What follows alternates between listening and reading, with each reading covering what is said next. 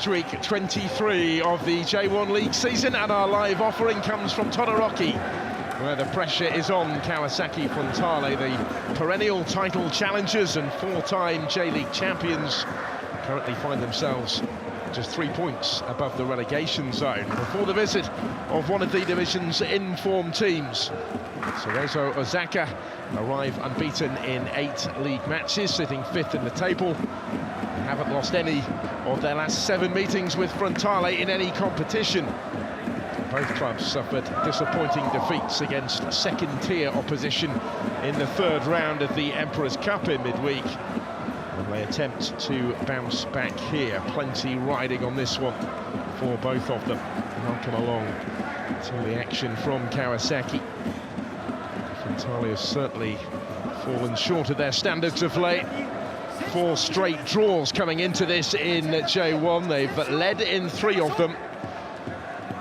Turning draws into victories has been something of an issue for Cerezo as well this season. Hence the fact they are 10 points off the top despite their recent unbeaten record. Stage almost set on what is painted blue night. Todoroki. Fans have responded. Plenty have made the trip from Osaka as well on what is a hot, sticky night in Kawasaki. Frontale have remained tough to beat this season. But those draws not enough to escape the lower reaches of the table. Unaccustomed territory for this team. Here they come tonight.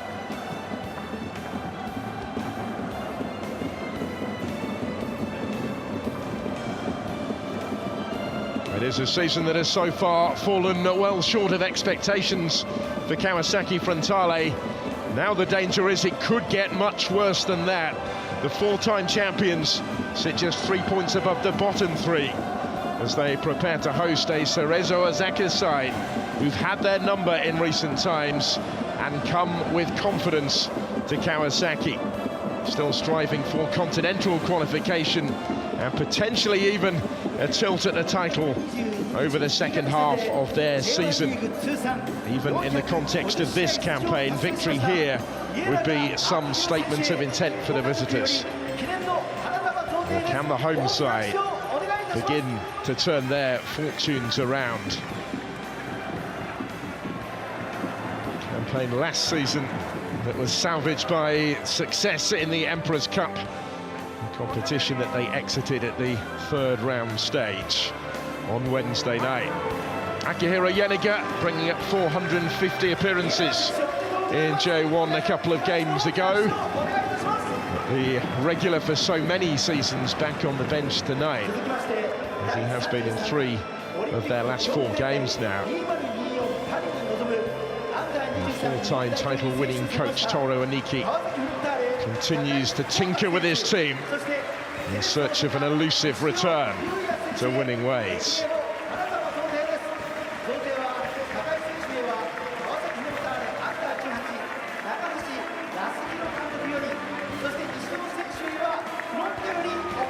It's the final game before those involved with Japan's Olympic campaign bid farewell briefly to the J-League.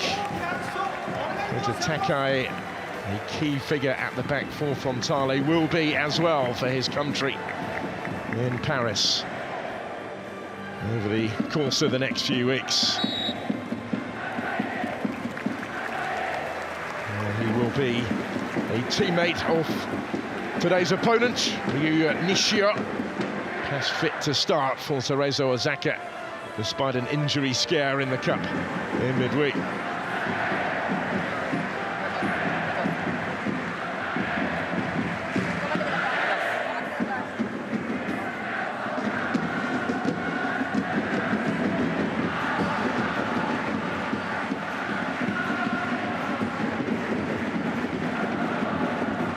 Let's have a look at the team news for you. 3 changes for Kawasaki Frontale from the 2-2 draw at Jubilo Iwata in their last league game 8 days ago. Kento Tashi-Banada comes back into the starting lineup, meaning a reshuffle in the back four as Takuma Omanami drops to the bench. There's a start for 5-goal top scorer Shin Yamada in preference to Dayotono. Most notably, Erison returns up top, the Brazilian having missed the last 6 league games with a hamstring injury. Yu Kobayashi makes way, he and Tono are also available in reserve. Only Yamada also started their Emperor's Cup defeat against second-tier Oita Trinita on Wednesday, which ended their defence of that competition at the 3rd round stage. Haruyuki Kimura from Chiba is today's referee and international official for a decade now. It's the 11th game of his J1 League season. Yuda Yamamoto heads up the VAR team in the booth. There's only the one alteration for Cerezo Osaka from their 1-1 draw at Tokyo Verdy last weekend. Hayato Okuda missed that game through illness, but returns at right back in place of Raya Sakata, who made his first league appearance of the season, but misses out tonight. Cerezo also bowed out of the cup to lower league opposition in midweek, and they make 6 changes to the side beaten by Vanfare Kofu. Up front, Leo Ciara is the 16-goal top scorer in the J1 League this season, but no other Cerezo player has scored more than twice. Kiyahide Naborizato is still sidelined by a hamstring injury, denying him a reunion with the club that he served for 15 seasons. Wonderful atmosphere inside the Todoroki. The fans really have responded to the club's rallying call tonight. How can their team find their form up against the division's leading goal scorer? 14 in his last 17 J1 matches for Leo Ciara. Frontale with a Brazilian of their own back to lead their attack. The number 9 Erison is fit again and starts tonight. Let's see what difference he can make. Well, when these sides met in Osaka in April, a narrow 1-0 Cerezo win took them to the top of the table. They're now 10 points short of the summit, but they have been finding their form again before this reunion with Kawasaki Frontale, who've been slipping uncomfortably close to an unexpected relegation battle.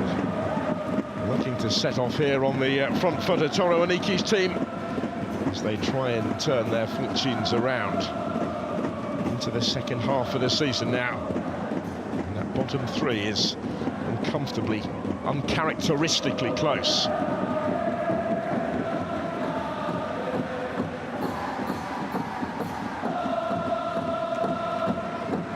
Who come with confidence, and Cerezo look to launch their first attack of note of the night with the cross in towards Capixaba. It's very nearly one Brazilian to another. Lucas Fernandez and Capixaba provide the width in this side. Effectively really a 4-4-2 from Akio Kokiku. His team started the season so strongly before falling away. They've been re-finding their form of late. Beaten in the first 8 games of the league season and their most recent 8. Drawn half of those. They have the early corner here, which Lucas Fernandez is waiting to take. Nishio, one of those up from the back. He ended up actually at centre forward in the cup defeat on Wednesday late in the game. He was struggling with a thigh injury and used all their substitutes, so they stuck him up top. Ultimately in vain as they bowed out against Vanfare Kofu in extra time. It's a packed penalty area, awaiting the delivery from Lucas Fernandez. Bounced partially clear, and it hit Takai. The effort from Wejo. He's still searching for his first league goal of the season. It's the 5th straight start for him. He's got plenty of credit in the bank, hasn't he? Toru Aniki, a legend at Kawasaki Frontale, spent most of his playing career here. He's led them to 10 trophies as a coach, a record. But his job is potentially coming under threat after the wretched recent run that they've been on and the season that they've been having. Need a response here.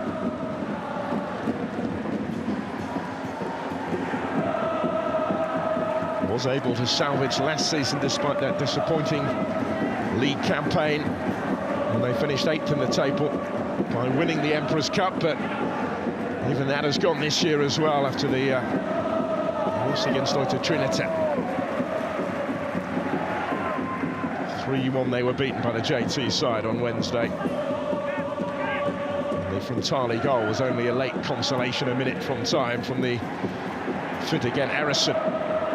Marcinho, the target here, did well to get on the end of that. Marcinho has support, and that really should have been the opening goal of the game. It should have been the ideal start for Frontale, so close from Wakazaka. Now they have to remain switched on at the other end.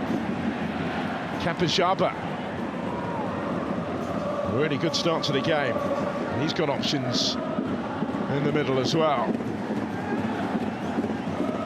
Lucas Fernandez. Ciara just had it taken away from him. Lucas Fernandez tries to help him out. They're appealing for handball. That's not given. And here come Frontale again.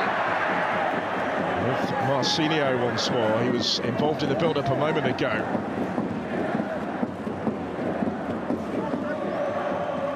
He's caught here by Nishio.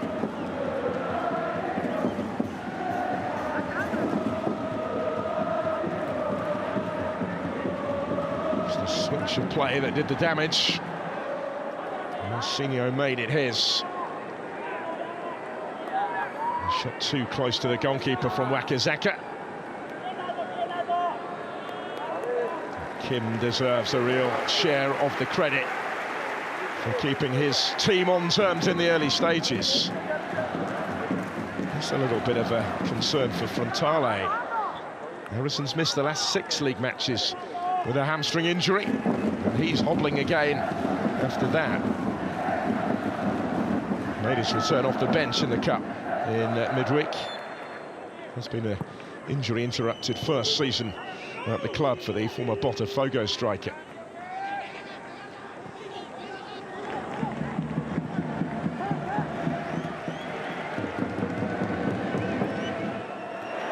It's given away by Nishio. Marcinho. Harrison couldn't provide the service this time, comfortably clutched by Kim. On appearance number 399 of his J1 career. The 37-year-old South Korean keeper who's in his 16th season with Cerezo Osaka.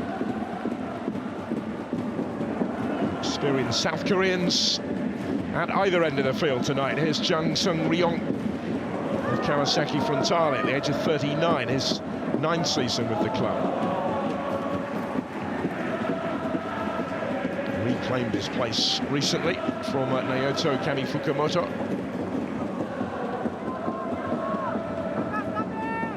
Toriumi. There's Nishio.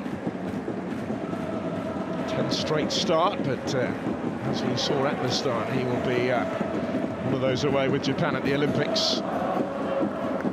Qualified courtesy of winning the Under-23 Asian Cup a little earlier in the year. Nishio's participation in that competition was limited by a 3-match ban that followed a red card early in the competition. There's Okuda, back from illness today for Kogiku's team. And almost reached Wakazaka. Down goes Kapajaba. Free kick taken quickly.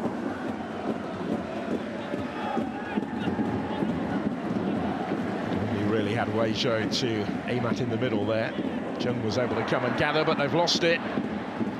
Kapajaba couldn't quite make the most of it, having been presented with possession. They've certainly had their defensive issues, notably this season, Kawasaki Frontale. Lucas Fernandez in towards Leo Ciara. He will certainly feel the division's top scorer that this Frontale defence are vulnerable and they're to be exploited.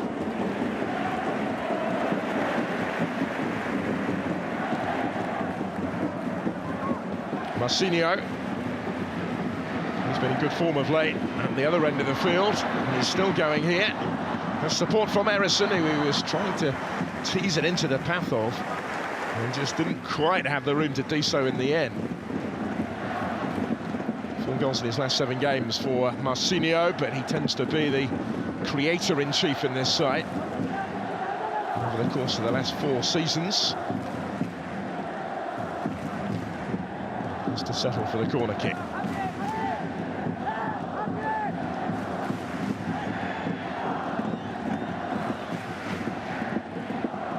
Captain will take it, Wakazaka, who's come the closest of anyone in the early exchanges. Against delivering it directly. It will now be linked in towards the danger area, and the header too high.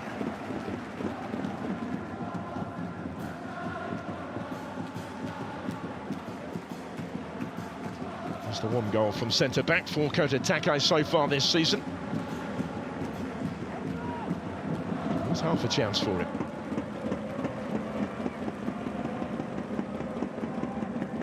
His first and his only so far senior goal in the 5-2 defeat at Sagan Tosu back in May. He was a key figure in the side that won the Under-23 Asian Cup for Japan, and likely will be again at the Olympics, to the Under-20 World Cup last year in Argentina as well. That's a free kick.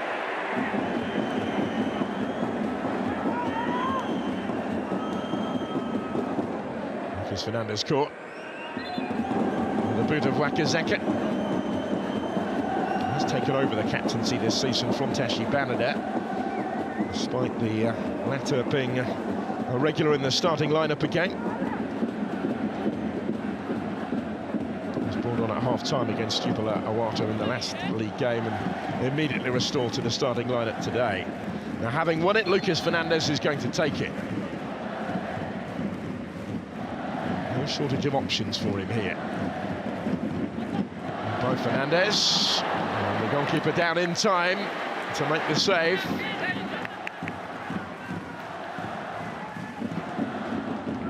Yoshiori was just beaten to the header actually by teammate Tanaka at the expense of the corner. The second of the game for Cerezo. Decent enough stop, he saw it all the way. The junk. Not much in it. Openings at either end in the first 10 minutes. 2 teams that do like to dominate possession. Cerezo have just shaded that so far. What can they produce here? In by Lucas Fernandez from the corner. Time to take the touch for Weijo. His shot was still charged away. Kapajaba. Lucas Fernandez and back again. Kapajaba to size up the cross. Nishio will help it back.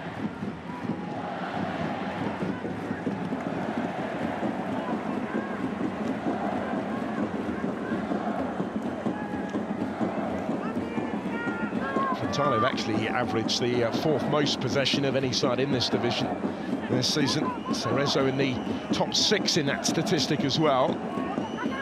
They're having a little spell on the ball here.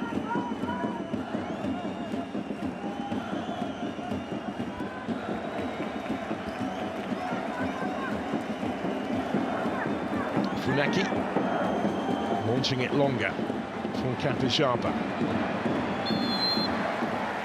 There's a flag up far side.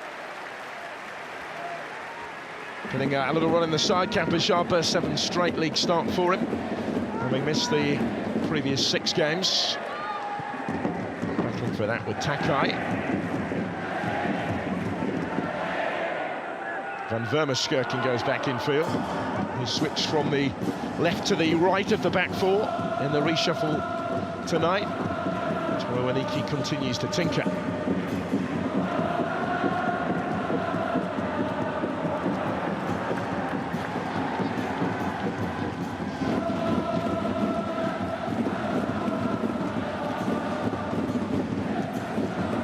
Toriumi. He only started one of the first 6 games this season, but he's played every minute of the last 16 since.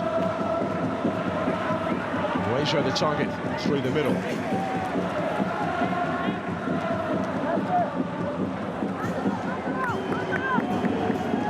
little bit of room here for Van Vermeerschurken to advance. Brings it in towards Erison. Marcinho trying to get there. Lucas Fernandez was with him. His mere presence made it more difficult than it might have been. That battle of the Brazilians.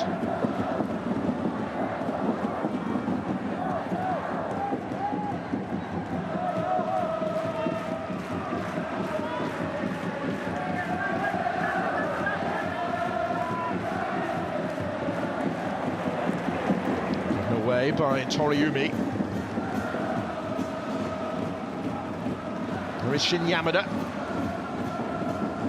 who's Frontale's 5-goal top scorer in J1 this season, despite this being only his 8th start of the season. He's featured in every game, but the vast majority of his appearances, 15 of them, have come from the bench. In contrast to Cerezo, they really have shared the goals around this season of Frontale. And Sakura reliance on their number 9, Leo Ciara. Van Vermeerschurken. Goal scorer on debut in the Super Cup at the start of the season after his arrival from NEC in January. Having previously played in the Eredivisie. Dutch born to a Dutch dad. So Van Vermeerschurken making a 4th straight start.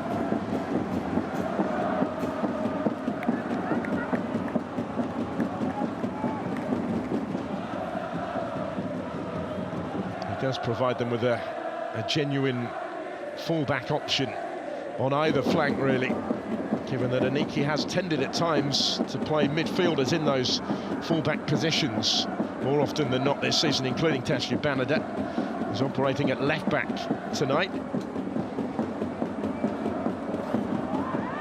Holding midfield player, really, by trade.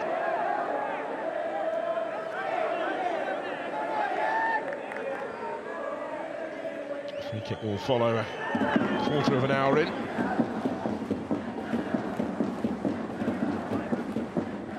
Pretty innocuous one there. Shunta Tanaka had played the pass, and the ball had long since gone before Erison then clattered into him.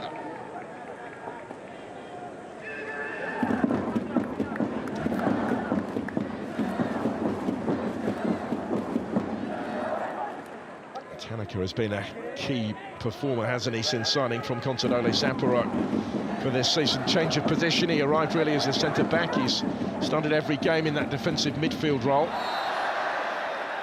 Frontale coming under pressure here.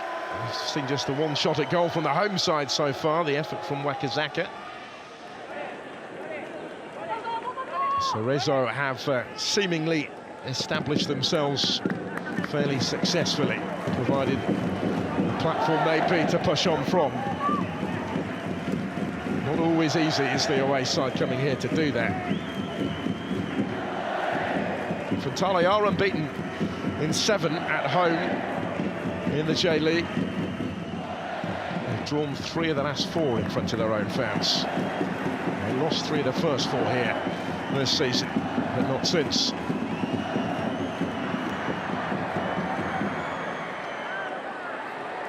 Nobody quite had that fully under control. Lucas Fernandez has been dispossessed as well. Yamada will come clear with it.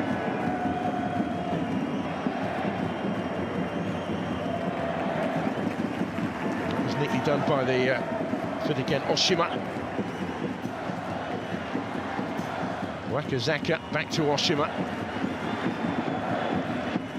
And again, when he made his first start of the season last week, he's provided the service in towards Erison. Was guided back in his direction, ultimately to no avail, but they certainly had the spare player. Van Vermeerschurken had found space. He was the one trying to redirect it here. Nishio reaching it just ahead of Erison, and Kim grabbed it before Yamada could get there. A bit more promising though for Kawasaki Frontale. Well, the joint top scorers in the bottom half of the table. In fact, they've only scored going into this weekend 7 goals fewer than the top scorers in the division, Sanfrecce Hiroshima. Only the current top 4 have conceded fewer home goals as well in J1 this season than Frontale. And that is something of a surprise given the underlying numbers. The defensive record is actually better than it could be. The worst expected goals against per shot in the league, and the second worst expected goals against per 90 minutes over the first half of the season.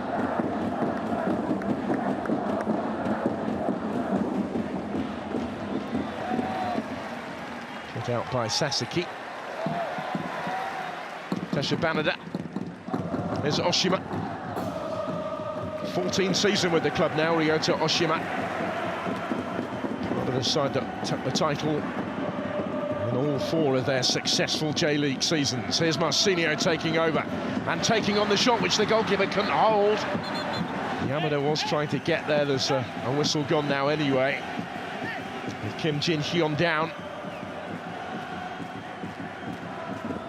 Marcinho level with Yamada as their joint top scorer.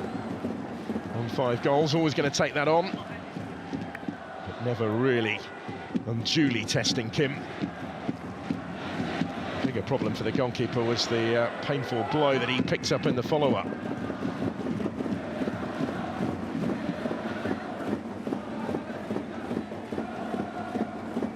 They are finding space though with a switch of play, Frontale.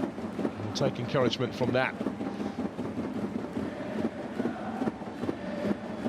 Marcinho adept at cutting in onto the right foot. It was an awkward one for the goalkeeper. He did a second bite at it.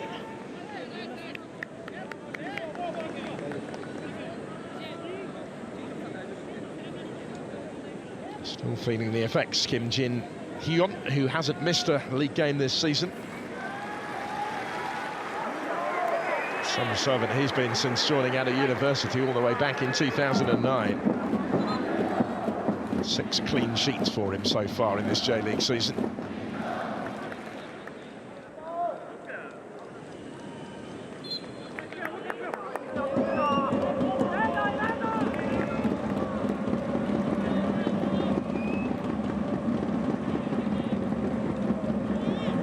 Keeper okay to continue. We'll get the game back underway here.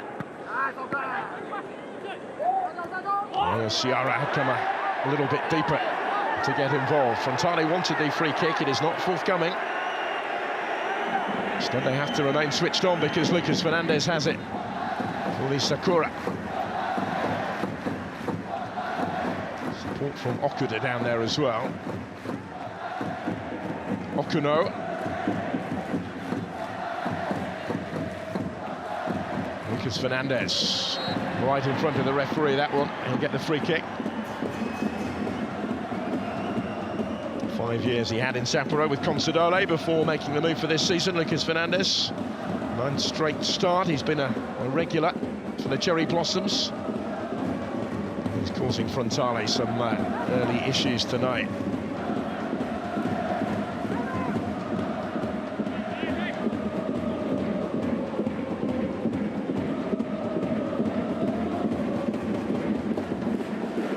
Turn cause a problem for Jung in goal.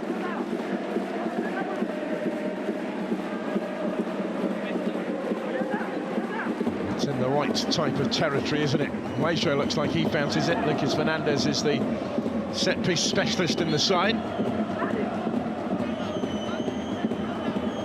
Looks like he's going to leave this one for Satoki Weisho. He's going to have a hit. And he knew straight away it wasn't going where he needed it to.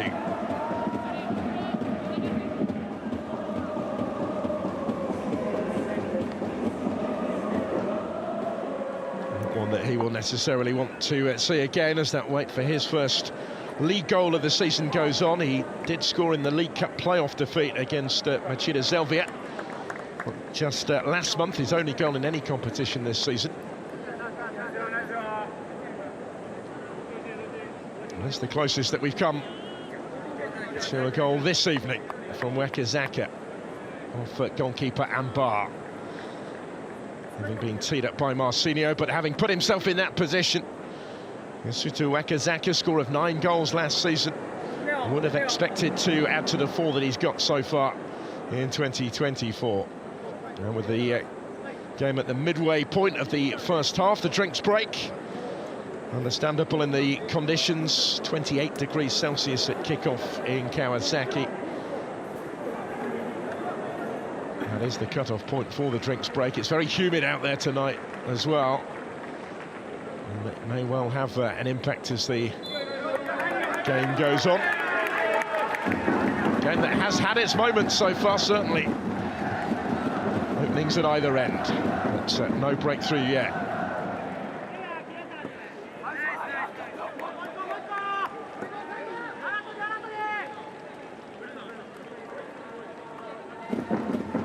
Frontale finding a bit more of a threat in the last few minutes of the game. They've had the greater number of efforts at goal now. And efforts on target, just one at the other end, which brought that save that we saw from Jung, despite Cerezo shading the possession. Not likely to be too much in that tonight, given the way that these two teams play. They both want the ball.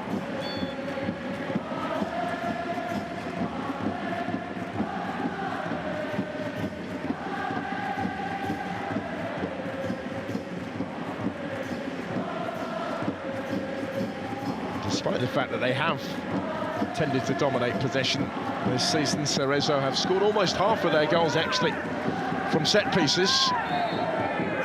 Possession players not always yielded a reward.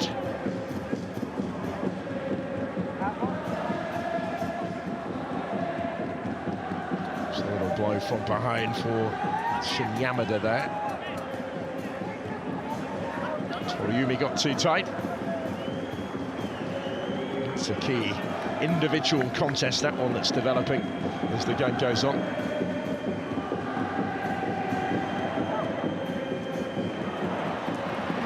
Marcinho setting off in pursuit of this, is going to reach it. He had both Erison and Yamada in the middle as well.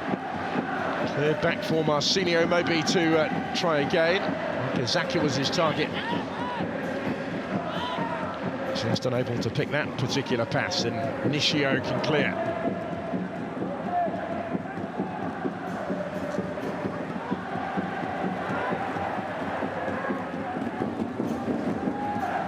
Been notoriously hard to beat this season, Cerezo Osaka, just 4 defeats across their first 22 games. That is the joint fewest in this division this season. They and Frontale have drawn 9 games each so far. No surprise, therefore, that it remains all square, but Frontale in particular looking more menacing. Here goes Marcinho once more. He's the one leading those attacks, really. He looks for the referee to offer some assistance, which was declined by Hiroyuki Kimura. He's letting the game flow where he can.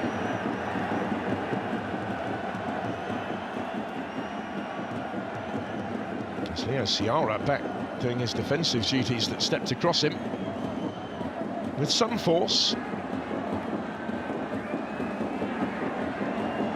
Enough for the Kawasaki complaints to continue.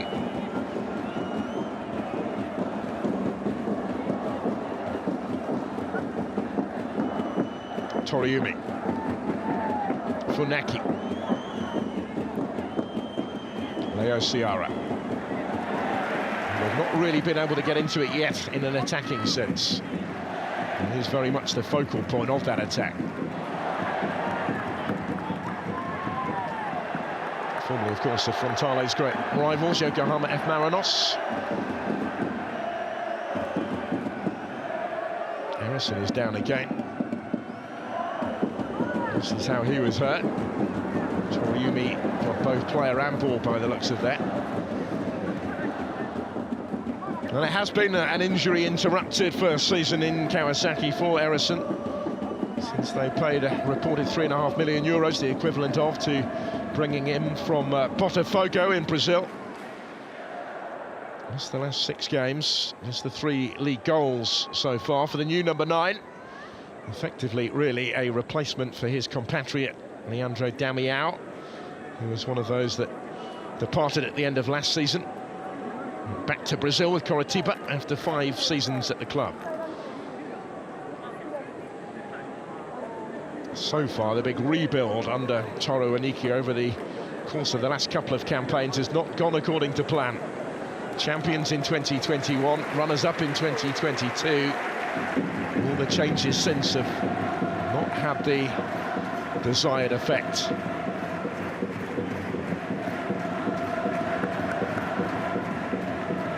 Further concern for Eriksson here after that period of treatment, particularly in the context of his recent absence. Scored on his debut in the Champions League at Shandong Taisheng in February. He scored on his J1 debut at Shonan Bellmare as well. A couple of weeks later. It's been a stop-start season for him since then, and that pattern may well be continuing, we shall see.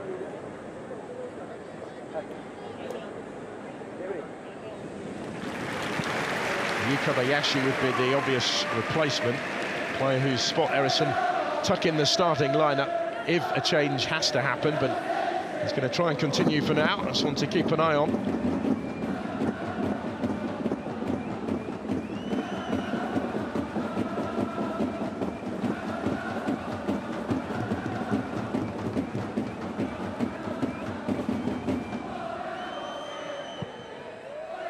Kim with decent distance on the clearance. Funaki, forward from fullback. Yamada did really well to get back to it. Covered a lot of ground here to do so. And a real favourite, Shin Yamada, since signing from Toin University ahead of last season. Very highly rated in these parts. Player with a big future.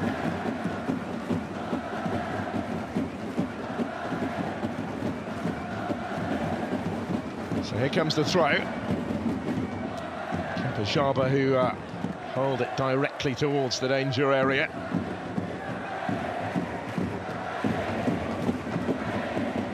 And get another go to do so once more. Similar results. Just forcing him back a couple of paces down the touchline.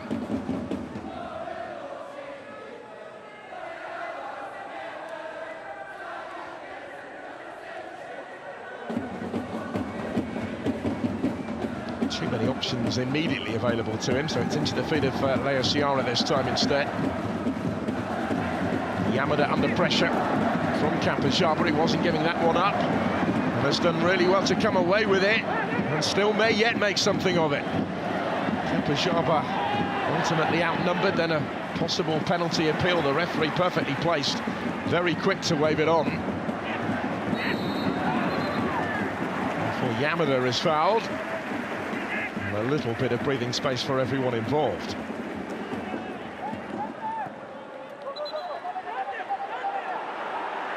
Persistent play from Kapajaba. Was there anything in that? The challenge was by Takai. The referee, as I say, was perfectly positioned to make that call. Yuda Yamamoto is the video assistant referee, but didn't need too long to look at that. On we go.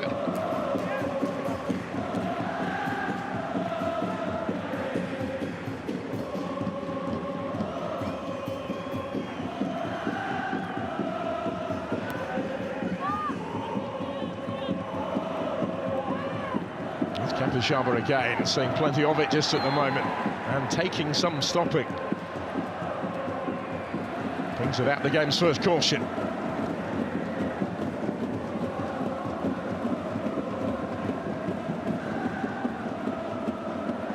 Yamada going into the book here. In what has been a really closely contested affair so far. Very little to separate them. Cerezo having more of the ball now at this stage of the game than at any stage previously.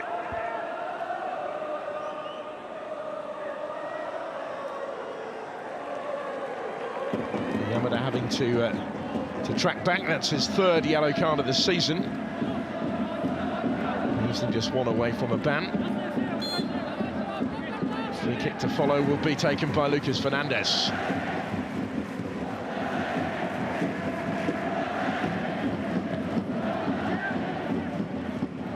Yet been dealt with. Frontale will be content enough with how that concluded. Haven't kept a clean sheet in their last 9 league matches now since the 3-0 victory against Consadole in May. They've only managed 4 all season. Challenge been laid down in the last few minutes in particular by Kapajaba.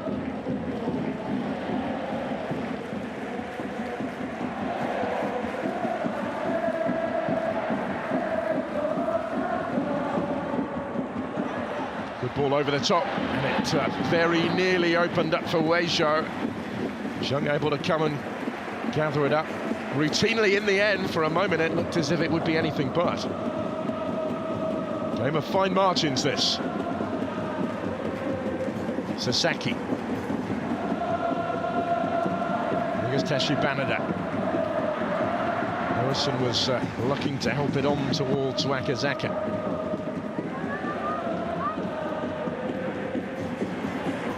Van Vermeerkerken. Frontale's turn to enjoy a little bit more of the ball, albeit in this type of territory where it will not unduly concern Cerezo. So comes with a little risk when passes like that are attempted, and Leo Ciara has it here for the Sakura.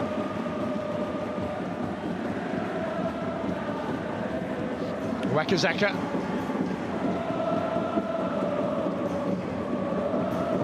He's asking a lot of Harrison. Kim came and got there first.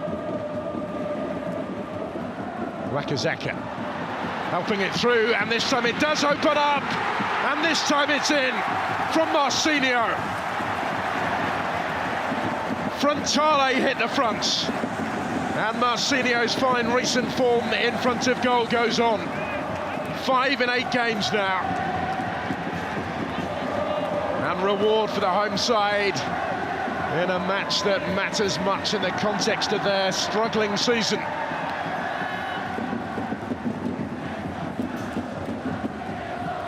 Just timing his run, I think, here to stay onside. It was close, but he took it in his stride, and he did the rest with confidence and conviction. Picking out that far corner with real control. He is Kawasaki Frontale's top scorer now this season in the J-League, with 6 goals, having managed only 1 in the whole of 2023. The Brazilian back to something like his best. But now the challenge really begins, because this is the side who've drawn their last 4 games and who led in 3 of those 4. They lead again tonight against the Cerezo side, unbeaten in 8 in this division. This time, can they make it count in Kawasaki? We shall see. It sets it up, certainly.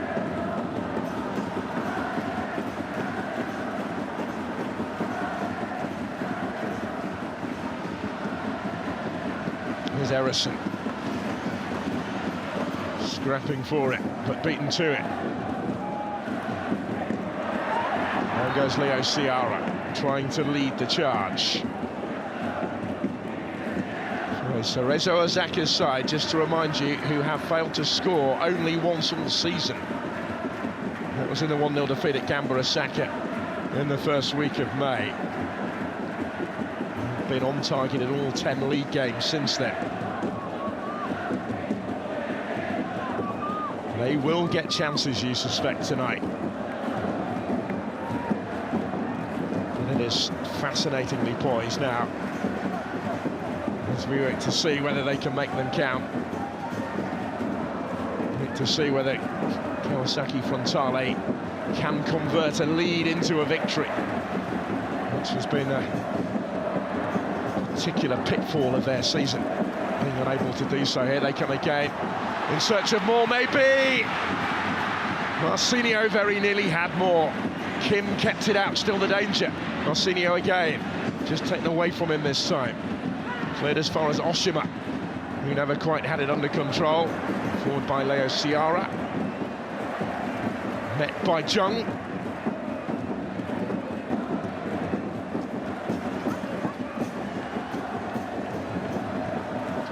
Fairly chaotic feel about the game right now. Not necessarily sure who that favours really in the circumstances. Frontale will certainly feel they need another. Psychologically as much as anything, given what's gone before.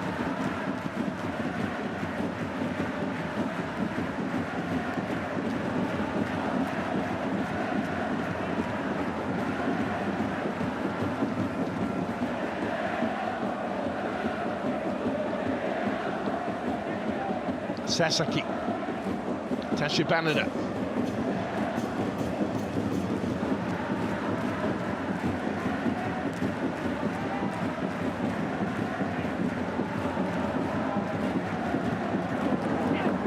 Van Vermeerschkerken. So we head towards the final 5 of the first half. Kampuchaba back doing his defensive duties.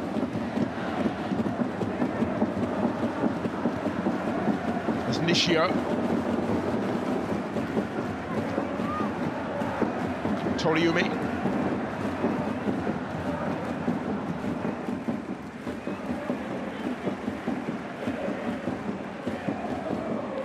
Clearance was by Kim. It might turn out to be even more than that, but well dealt with.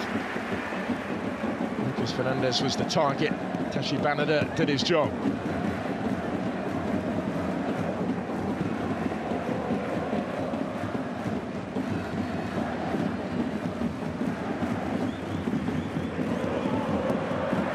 Under pressure, gave it away. He'd be a little grateful to get the ball back to feet in the circumstances there. Here's Yamada.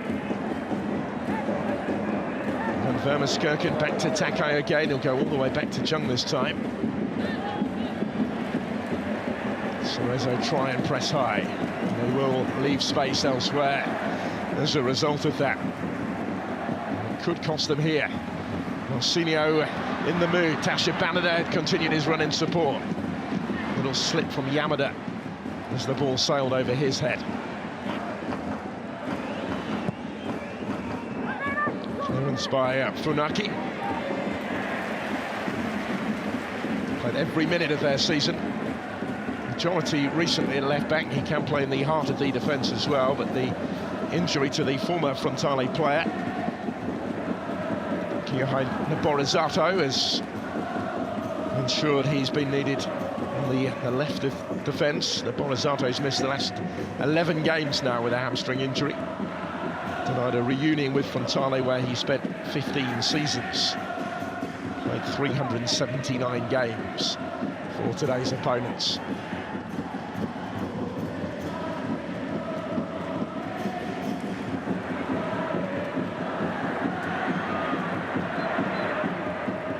It will be a free kick.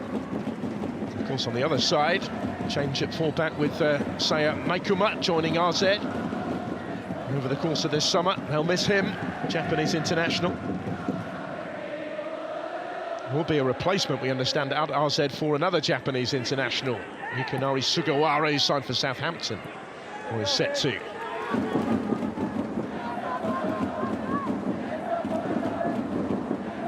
So Hayato Okuda has recently been getting a run on the right of the defence. And what is his first senior season out of university? He was on loan last year.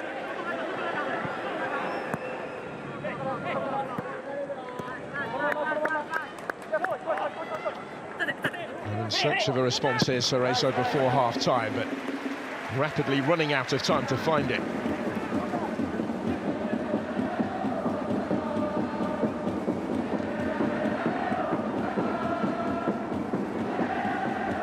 They've not been able to get Leo Ciara really into the game yet. They have just signed, actually, couple of days ago, a new backup for him. Ryogo Yamasaki, not involved tonight, but he's joined from Kyoto Sanga on an 18-month deal. He will have a part to play over the second half of the season. We have got 3 in the penalty area here. If the cross can come, it was aimed in towards Leo Ciara, only partially cleared.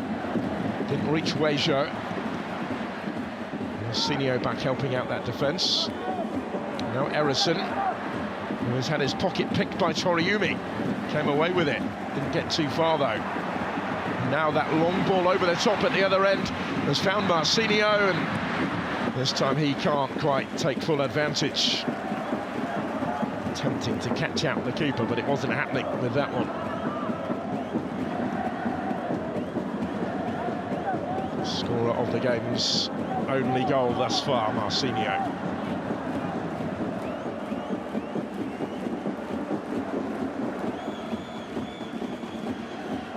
Lucas Fernandez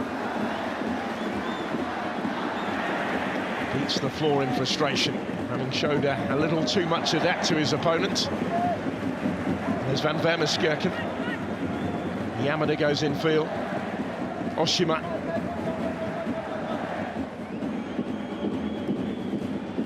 Now Jung.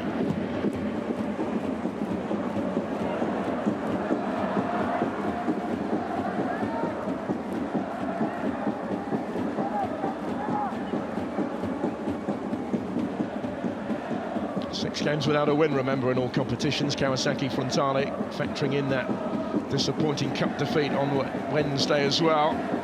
They've only won 2 of their last 11 games in all competitions. Back-to-back in League and Cup in June. But they are ahead here, heading for half-time.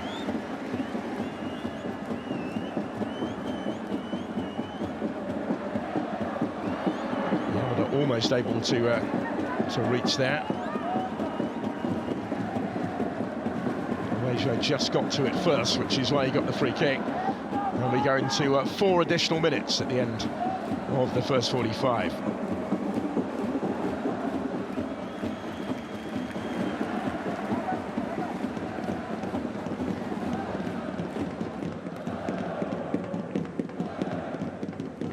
Measure of control about the home side right now. No more than that given the current scoreline. But also no doubting that they have the talent in this squad, which is why their current league position down in 15th in the table after the first 22 games is such a disappointment and such a surprise, really.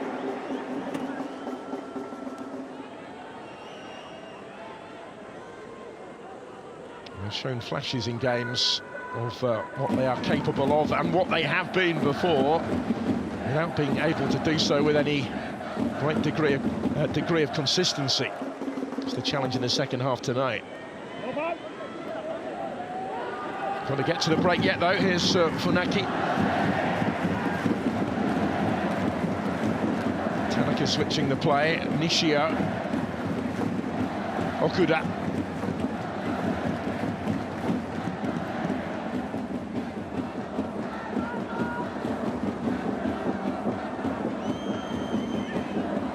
To Tanaka.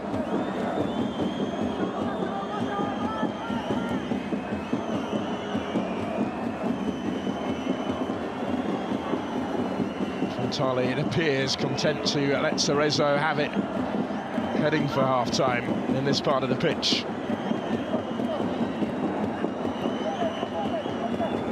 Tanaka. Kapajaba will give chase. Van Vermeerskirchen was just the favourite to reach it ahead of him, and does. And Nishio will beat Marcinho to the loose ball. And then Tasha Banada beat Weijo to the loose ball.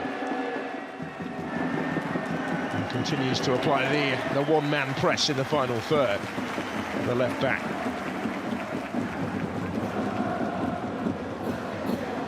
Okay, Leo Ciara was the target there, but it was comfortably cut out. This time by Takai. Oshima picking up the pieces.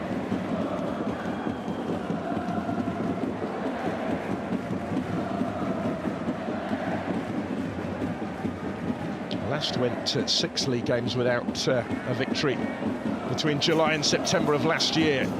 Did Frontale, a season that they ended in really good form. They lost one of the last 16 games in all competitions last year. They will need something similar this time around if they're to salvage anything from an underwhelming campaign. Small steps and all that, and they remain on course as it stands for a vital victory tonight. Senior might have had more in this first half.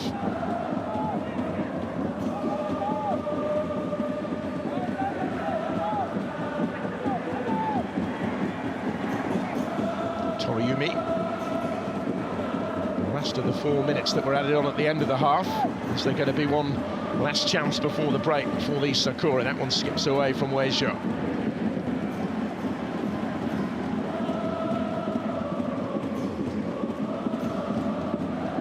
One league win in 9 for Kawasaki Frontale. They are going to be ahead at half-time at Todoroki tonight, because there is the referee's whistle and it's Marcinho's goal that separates them. His 6th of the J1 League season. It's taken really coolly. 36 minutes into a contest in which both teams have had their moments, they have had their chances.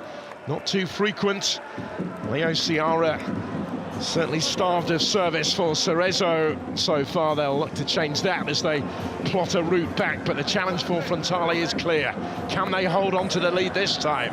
At the break at Todoroki, Kawasaki Frontale 1, Cerezo Osaka 0.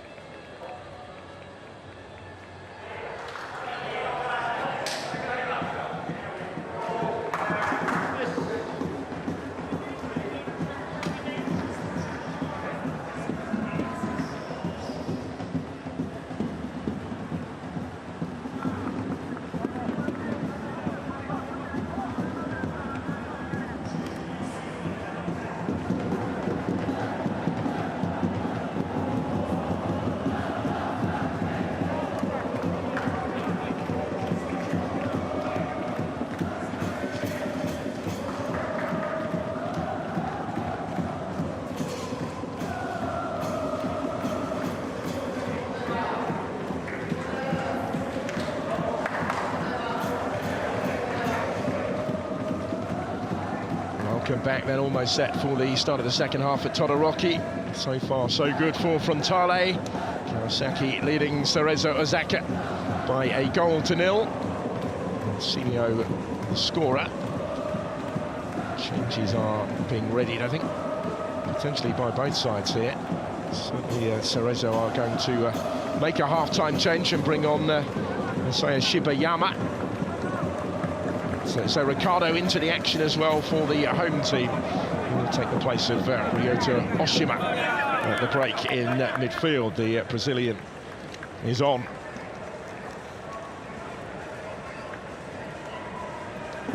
It is a fairly delicate situation right now with that slender-looking lead provided by his compatriot Marcinho. I wonder if that is a change enforced upon Toru Niki, although half-time changes are fairly frequent in this division. Shibayama for Weijo as the Cerezo change. He's come on now in the last 6 games in succession. So Shibayama. Soteki Weijo, another of those who had operated primarily really on the periphery in the first half. And he makes way.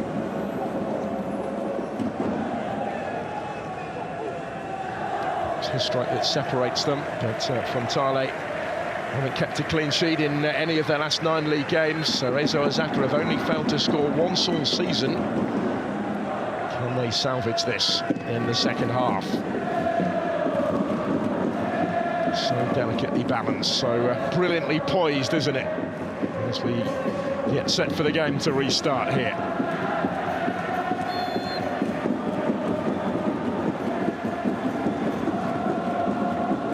Cerezo Osaka in their traditional colours, in the pink, the cherry blossoms. You get the action back underway then, from left to right in this second period.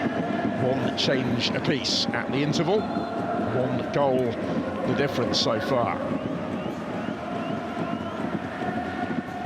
As yet, not really a chance for Leo Ciara to add to his league-leading 16 goals this season. It's 10 more than Frontale's top scorer Marcinho. He's made the crucial contributions so far this evening.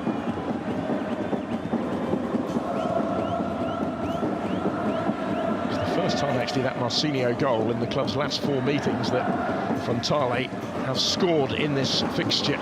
They've been shut out at each of the previous 3. 1-minute finish to the home side when they met in Osaka in April.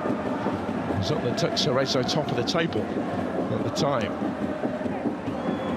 Ciara got the only goal of that game 20 minutes from the end of it.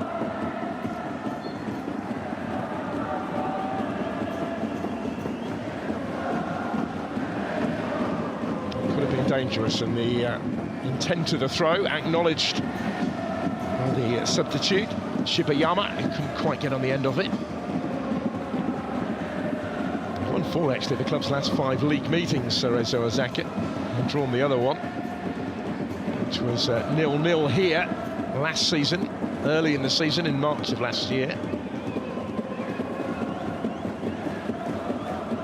7 meetings without defeat for Cerezo in this fixture in all competitions, winning 4 of them. But they're going to have to do this the hard way against opponents that they did beat to win the League Cup final famously in 2017, and to win the Super Cup in Saitama in 2018.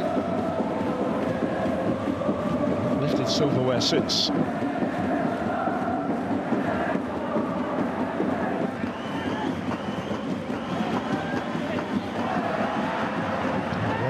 Lucas Fernandez there was too busy appealing for the free kick to really continue the pursuit of the ball, and he didn't get the free kick initially.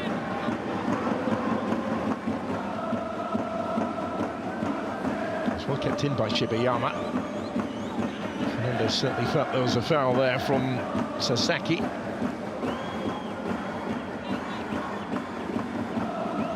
What sort of response will we see from Kogiku's team then in the second half? J-League Manager of the Month in April. Strong start to the season for Cerezo. They've been finding their form again, coming in to tonight. in search of parity here with Lucas Fernandez. Dropped almost as soon as it left his boot.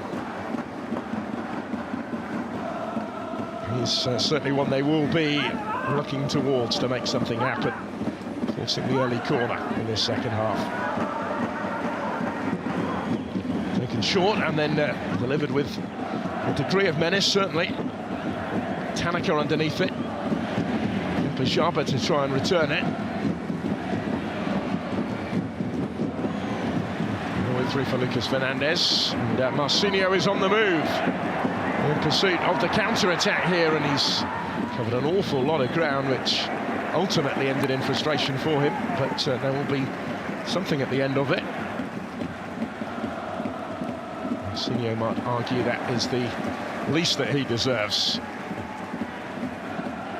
Started deep inside his own half.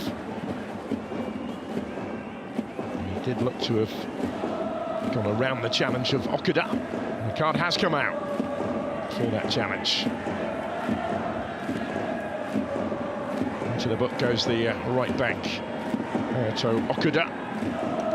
The first name taken amongst those in pink, Shin Yamada of Frontale, in the referee's notebook tonight.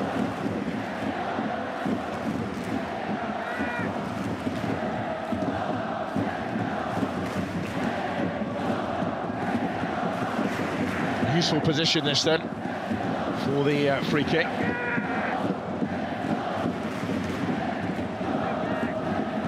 So plenty of time to think about it, hasn't he, Wakazaka? He's the one standing over it.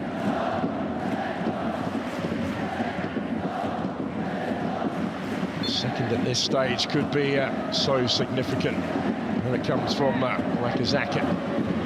It's off the head of Takai and not threatening. Often the target up from centre-back, go to Takai in those sort of situations. We've seen that a couple of times now tonight.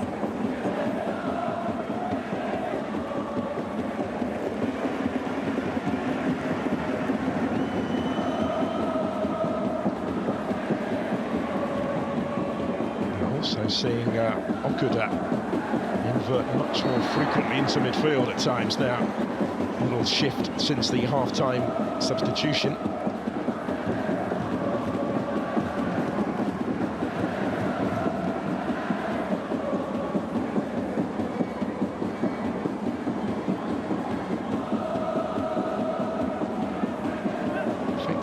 Operating now with a back three. Cerezo Osaka at times. They'll get the free kick here.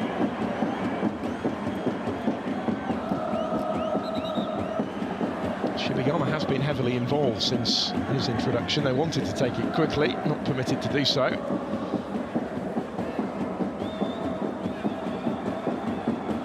Foot just slipped from under him.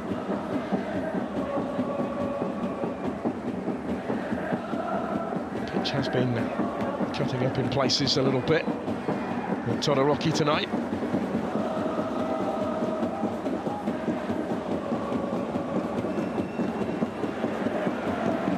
Frontale with it back in a position of promise here with options either side. Going to take the shot on, and it wasn't threatening from Yamada.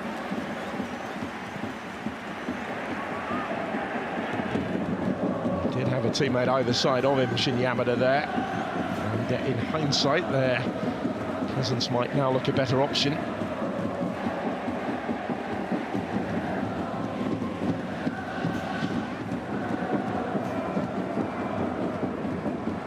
Nishio.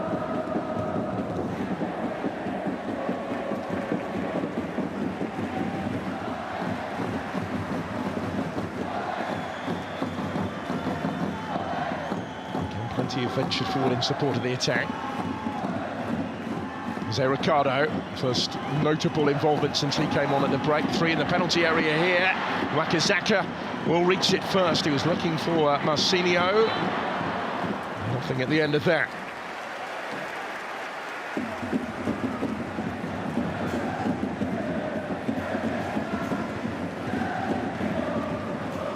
You can sense at times the nerves at the moment.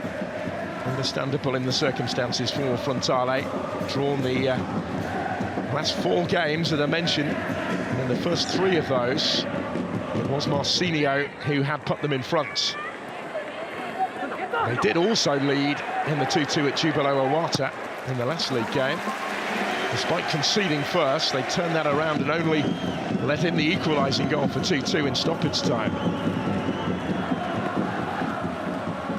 So unless they can score the second, they won't be sitting comfortably at any stage of this second half.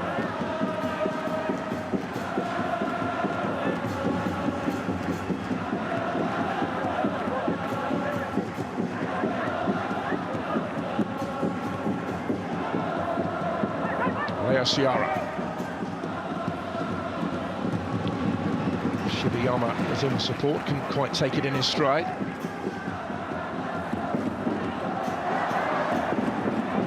This one breaks more favourably for Okano. He's just got underneath it. And present this season, Hiroyuki Okano, without yet being able to score his first goal of the season, did take a touch on the way over the top.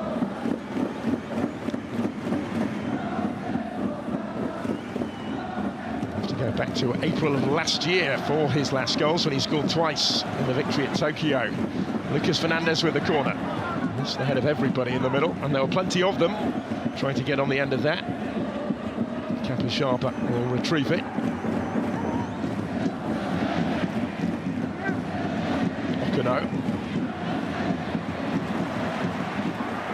Now the counter, and this is the danger for Cerezo. Certainly with Marcinho in the type of mood that he appears to be in tonight, but they did well to shut the door in time. Tanaka comes away with it. That just highlights the fine line that Cerezo Osaka are having to tread as they go in search of this equalising goal.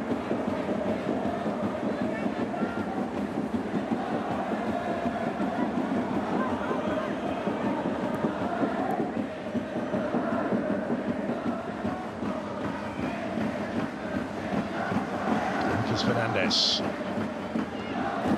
No way through for Leo Ciara, but Cerezo still have it with Shibiyama. Virtually nothing in it now, possession-wise, almost evenly split over the course of the contest so far. Tough to call a winner from here.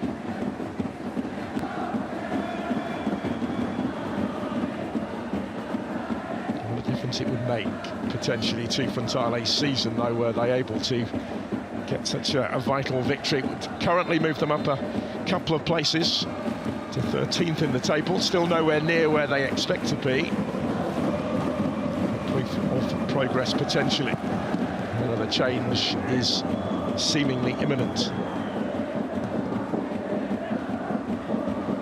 Is there Ricardo? One alteration so far when he came on at half-time. He's been in and out of the side since joining in January. He started one game in the league since April, actually. He's the Brazilian, Rio de Janeiro born. The new boys from Brazil haven't really settled yet in their first season at the club. Harrison comes into that category as well. We've barely seen at times Patrick Verho, who's only made 2 brief appearances off the bench. Arrived with big expectations as well.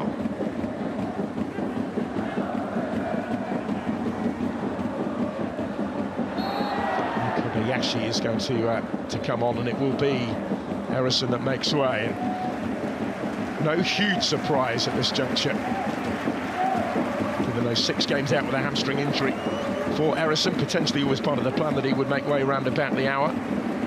Not always been moving all that freely tonight either anyway. So Kobayashi, whose place he took in the starting lineup, will come on for him here. He had started the last 2 games, actually his first 2 starts of the season. The veteran 36-year-old.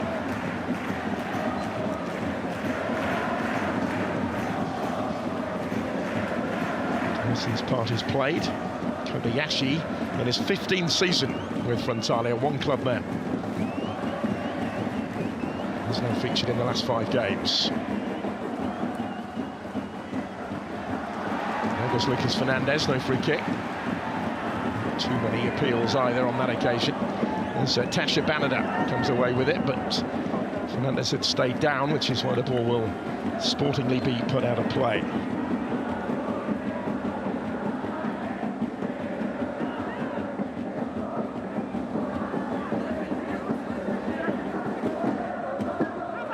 Afford the chance for another change.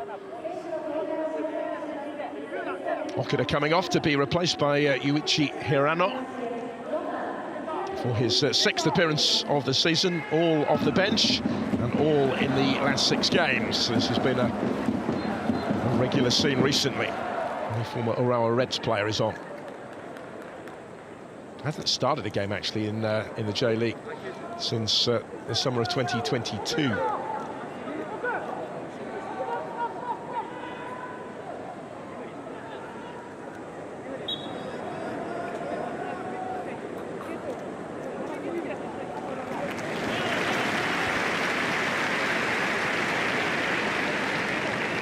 Fernandez okay to continue.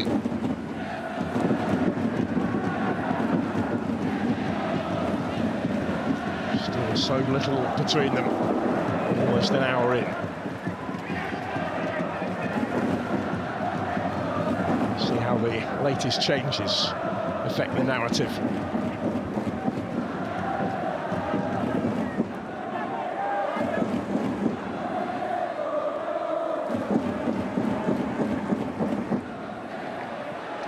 Sharper here, the target. Valiant attempt from him, but that was always just going to get away from him.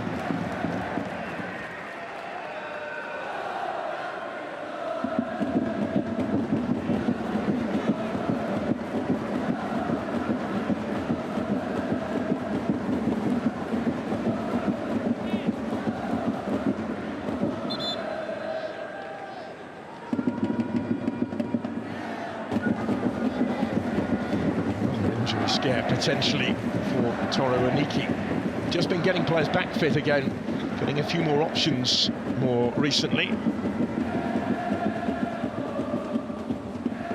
to have to make another change just yet at this stage.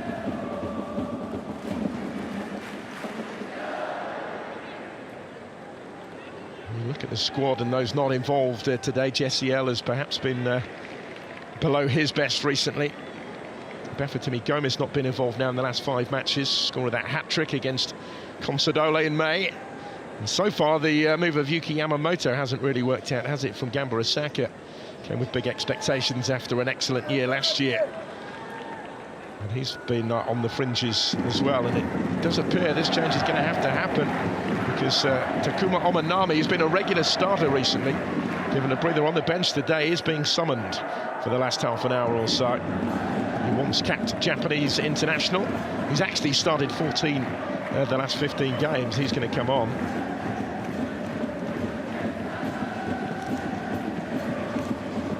And then a little bit of a reshuffle again at the back. Verma can play it down. Sasaki will go to full back, you would imagine, probably left back. Tasha Banada will switch to the right, and Omanami in the middle. That would be my guess. As Van Verma very sadly stretched it away. Just pulled up, didn't he, in pursuit of Kappa-Japa, whilst they were chasing that long ball forward.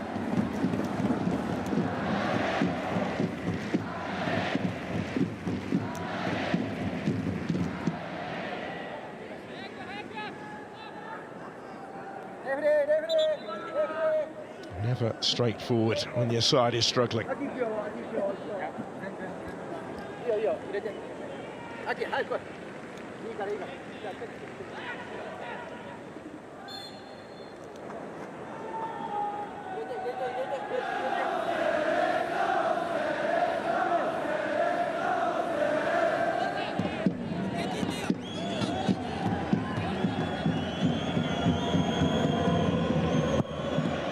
Just disrupted maybe the rhythm of the game a little bit as well. Frontale won't necessarily be too concerned by that in the circumstances. They wait to make this change here, and it's going to be a double alteration as well. They will take the chance to bring on Akihiro Ienega as well. From Werner Skirken's part is played, although good to see that the stretcher no longer required. Let's see who Ienega will come on for. He hasn't started any of the last 4 games now. Voted into the J1 Best 11 on 4 separate occasions in his stellar career. Approaching the twilight of it now at the age of 38. I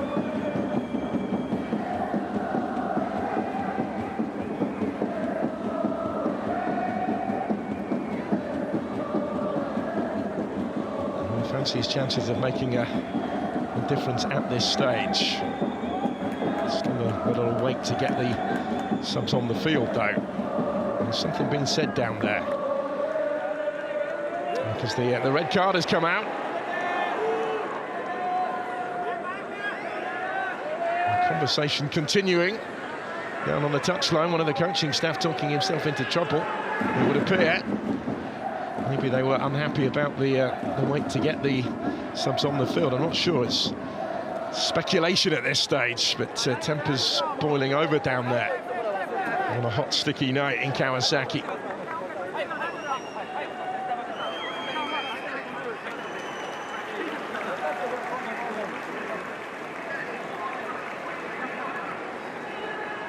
Changes will happen here now.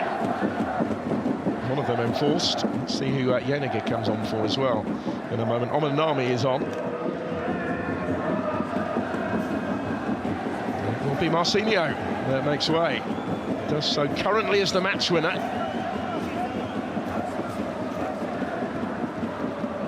He put his side in front for the 4th time in the last 5 games. They haven't gone on to win any of them.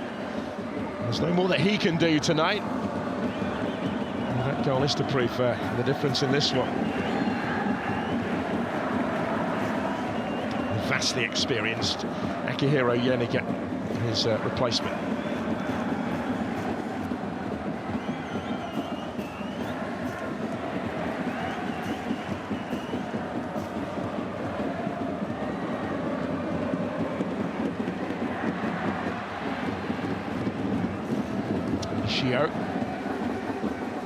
Just about had time to take the extra touch there. A little bit of space as well for Lucas Fernandez now to advance.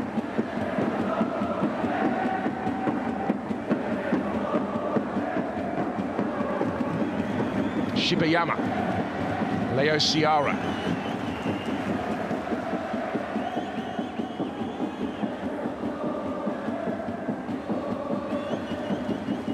All the changes and the stoppages, game needs to settle down again a little bit. Might take a few moments or so for it to do so. There's so much still at stake and still in the balance. Lucas Fernandez once more. Did well to keep that in tight to the touchline. Wanted to see it taken off his toe by Tashi Banada.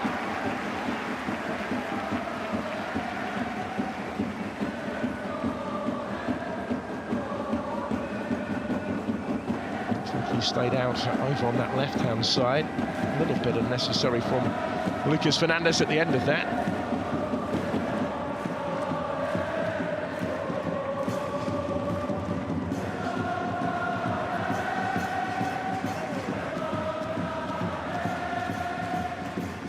Does have 4 goals already this season, Ienega. That's twice as many as he managed in the whole of last season.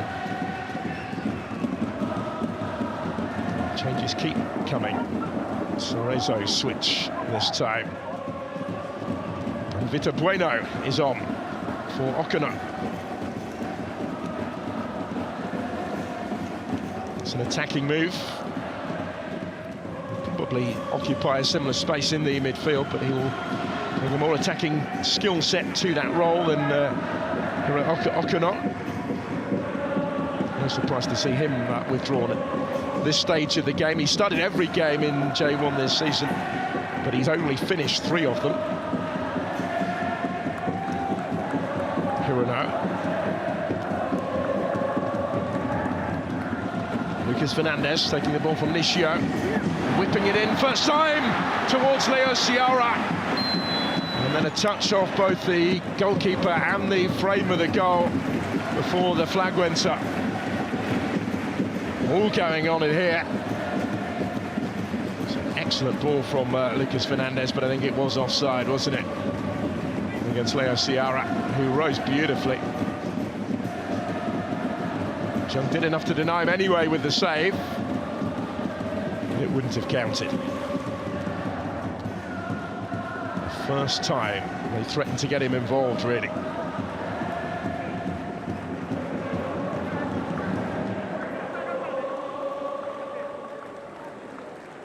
That's the midway point of this second half now. Still just the one goal in it, another drinks break. Chance maybe for tempers to calm down a little bit after the heated exchanges that we've seen. I believe it was actually the interpreter on the bench that was shown the red card down there for Frontale by referee Kimura a few minutes ago. Mixed messages and all that maybe. It's important now that Toru Oniki gets his message across to his team, because this is a big 20 minutes or so coming up in their season, really. Cerezo's side unbeaten in 8 league matches coming here since that loss at the leaders Machida Zelvia in the middle of May. They had lost 3 in a row actually before this current unbeaten sequence that they're on. They'd only taken 2 points from 6 games. Started the season unbeaten in 8. Showing real resilience to bounce back in the way that they have. And they need to display that resilience again in what remains tonight if they're to extend this unbeaten sequence further. That's the play they will look to if they're to do so. You certainly suspect Leo Ciara.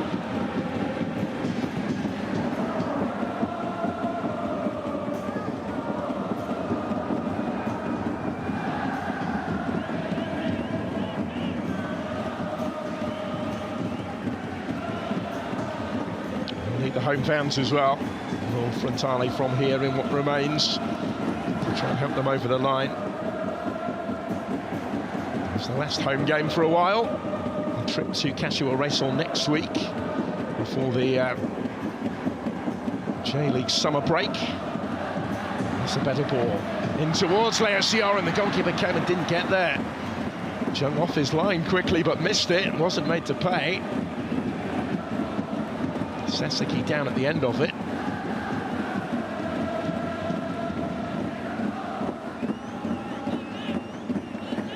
He's trying to watch it carefully into his path, wasn't he, Leo Ciara?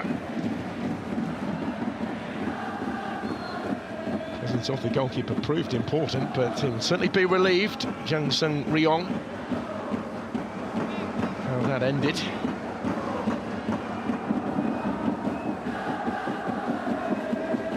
Still with a lot of work to do, you'd imagine, if he is to keep the clean sheet. Frontale with just 4 of them all season so far.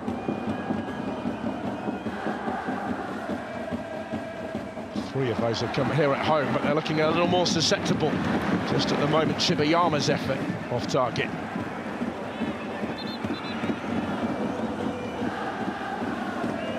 We found a little bit of space here. That will be a concern to the home side, certainly. Found it a little too easily, really. He's got his first goal for the club in the 2-0 victory at Sagan Tosu in March. He was later actually sent off in that game. It was a very eventful cameo appearance off the bench for him.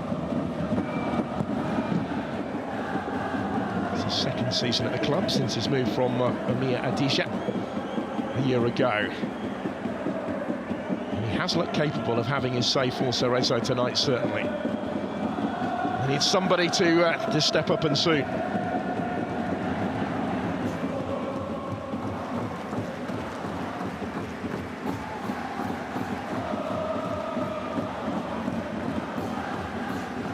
Mentioned the new signing, the arrival of Yamasaki, vastly experienced Kiyotake allowed out on loan as well. A little bit of a reshaping of the squad in the summer.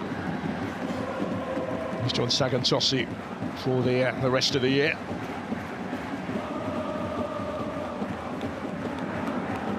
Been big changes, of course, under Toru Iniki over the last 18 months or so in Kawasaki as well.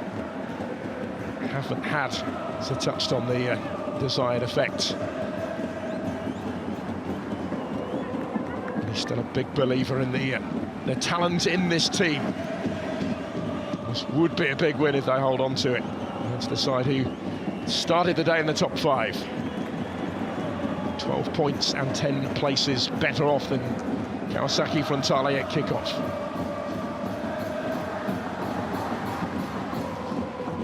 Kobayashi, he'll get it back again here.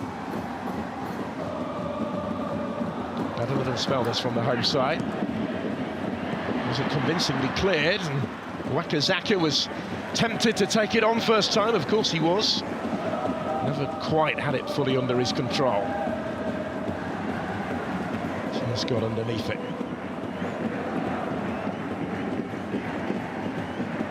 He's been named in the best 11 in this division in each of the last 3 years. Wakazaka is the only representative last season. 4 times capped Japanese international. He's in his 7th season with them now, 3-time title winner. Took over the armband for this season from Tashi Banada. And that big chance, of course, right at the start of the game that was saved by Kim. Lucas Fernandez forward, but not too far forward for it. His threat has been well marshalled so far.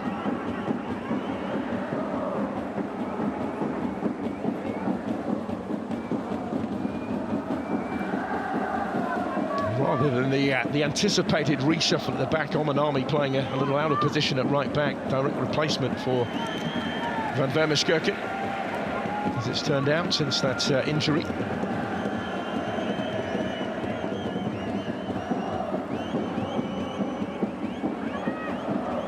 Tashi Banada. Wakazaka. Helping it on into some space. Yamada was on the move in the middle. Yeniga.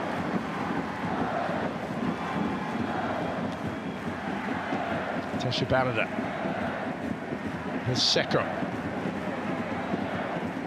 Zé Ricardo. There's a go. Kim was right behind it. Zé Ricardo's wait for his first Frontale goal goes on. So enough of the goal to be tempted in to the shot. January of last year, the last time he scored.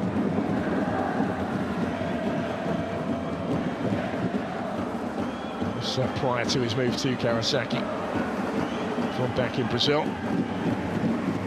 This is his compatriot Lucas Fernandez.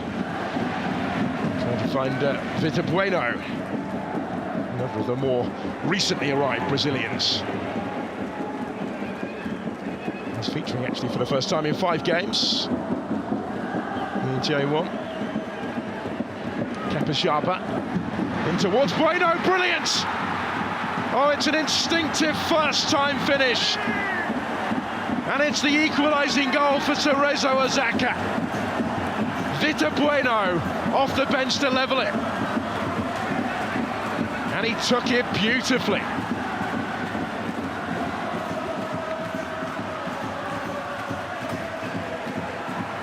Made the run to put himself in the perfect position and applied the decisive touch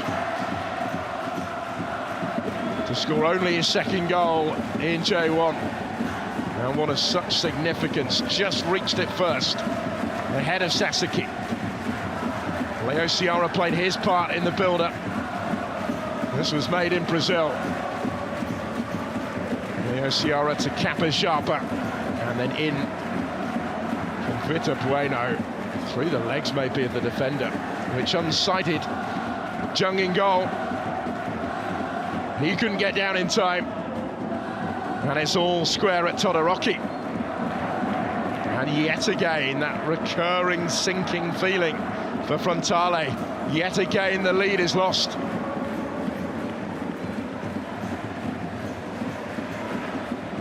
Plenty of time left yet for another twist or two.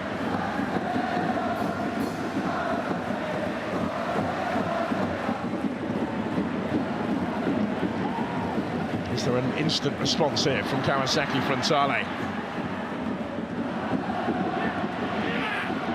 Yenaga bounces back to him. Close to having crept out of play, that one. Lucas Fernandez has lost it. Ricardo. Carefully done for Yamada. He didn't quite have the space to forage goalwards, but Frontale not giving it up. And they have responded straight away. Tashi banded a good ball in, and the lead is restored. Yu Kobayashi, it did not take long. Really well-worked goal. And just a couple of minutes after they were pegged back, Frontale lead again. Only his second of the season. The moments aren't as many as they used to be for Yu Kobayashi these days at this stage of his career, which stretches to 15 seasons now in Kawasaki. But that is one to remember. Carefully crafted and decisively dispatched. And that is some response from a struggling side.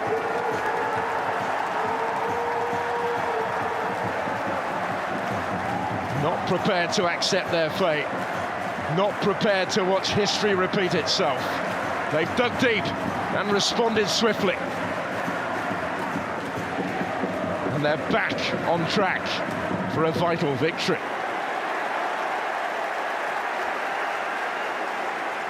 Quite a couple of minutes in the course of the contest, heading for these last 10 minutes of the match. Mizuki Sagawa is going to come on. Is there a check though still going on here after all of that? Nothing obvious immediately.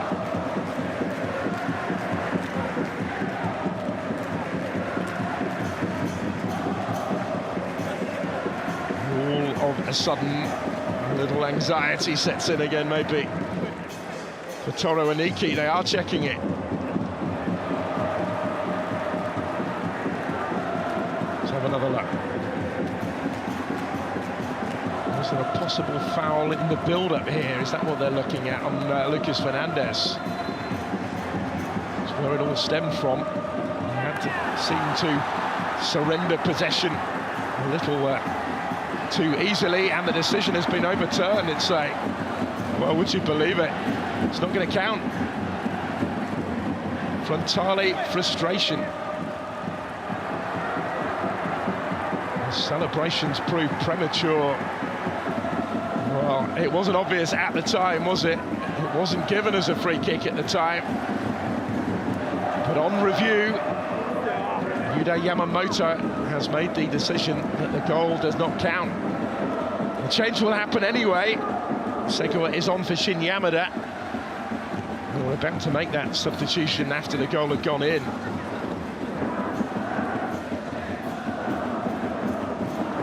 All of a sudden, it goes very flat for Frontale, understandably.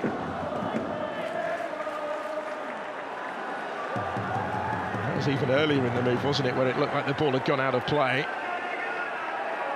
Was it for that one?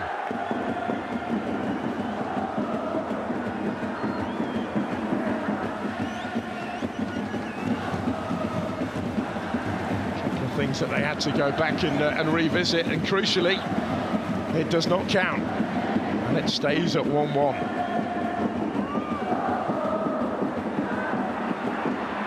Maybe an opening at the other end. Could you imagine if Cerezo were able to go on and turn it around from here? It would be incredible in the circumstances. Down goes their goal scorer, Vitor Bueno. And it really is all going on now.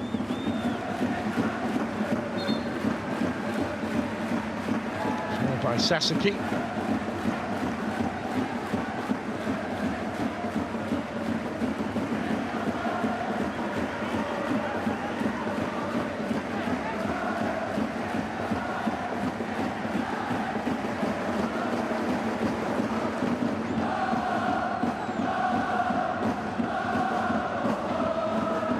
Lucas Fernandez can produce from the free kick. They appear to be the favourite to take it.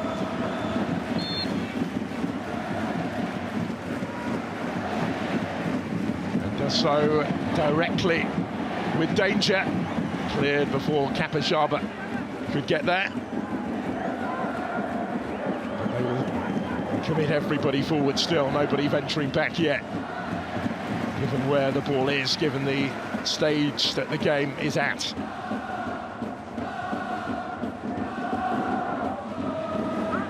By Vitor. Jung had second thoughts there. Decided he wasn't going to be required after all.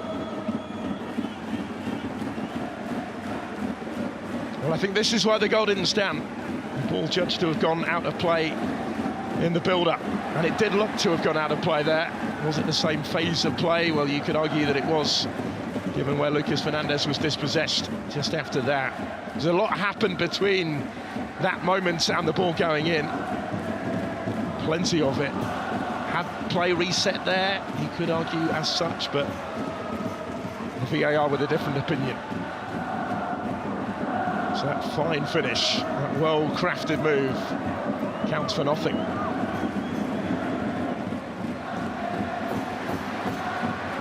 Frontale have to try and do it all over again. A bit too much on that one for Kobayashi, but he'll keep it in play. That's all he could do really with it.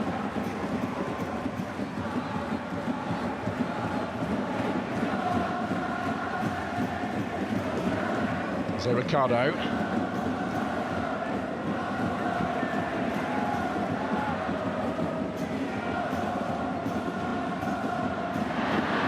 On, but no way through. Nobody really in support. There's Ciara at the other end.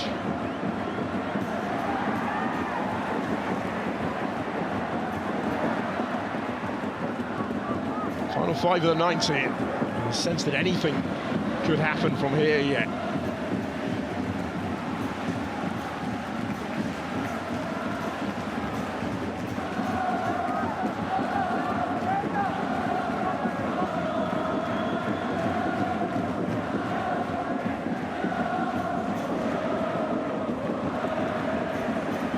Wakazaka.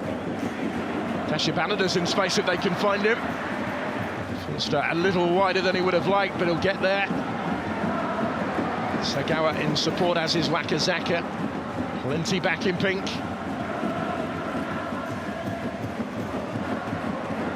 Sagawa.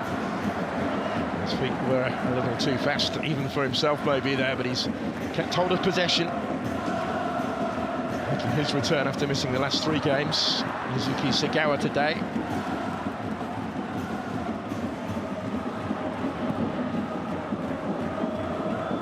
Kim with the clearance. Kapashaba is going to get on the end of this. Kapashaba, big save by Jung. Out quickly and decisively and did well. Oh, this really could still go either way.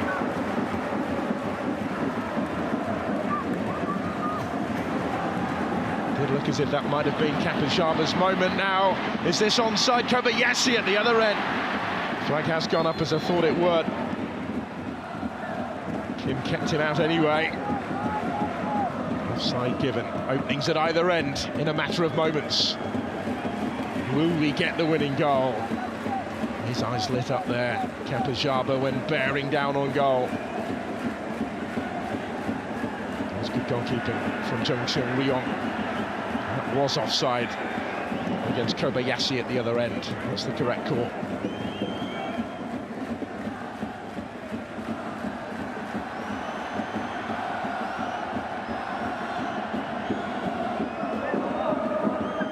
More changes for the final few minutes. Watanabe is going to come on, Hirotaka Tamada as well. Lucas Fernandez making way, and so too is Leo Ciara. Hasn't been his day. 14 goals in his last 17 games for the J1 top scorer, but nothing tonight. Watanabe, his replacement up top. Continues his recent run of coming on in 5 successive games now. in this division. He did start in the Cup in midweek.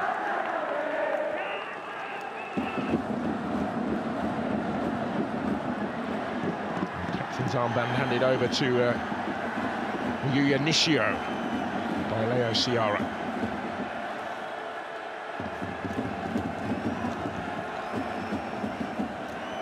So two of the Brazilians make their way to the bench. Their part played. There's a couple of minutes of the 90. Still the sense. There is another twist in this yet, maybe. Vitor Bueno, scorer of the equalising goal, will take the corner.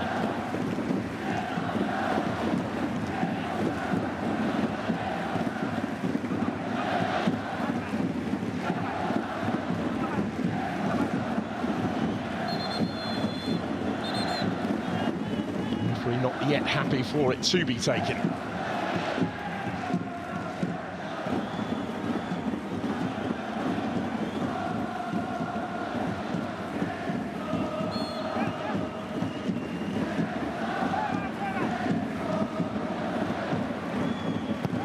So in by Vitor Bueno, whistle had already gone.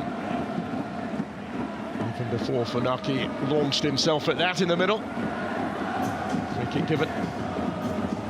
Nishio looking to sign off in style before he departs for the Olympic Games. And Takai could be central defensive colleagues, of course, in Paris. The side seemingly set to share the spoils again. Both would move into double figures, 4 draws in the J1 season should it stay like this, but there are 8 more minutes yet. 8 minutes of added time for either team to find a winner. Here's Vitor Bueno. Shibayama. Just about dealt with it. Perhaps should have been a little more convincing than that. Vitor Bueno has it back again. Would be a 5th straight draw for Kawasaki Frontale in this division if it stays like this. They've scored and conceded in all of them. And by Kapajaba, they've scored first in 4 of them. They've led in all of them at one stage or another. They haven't won any of them.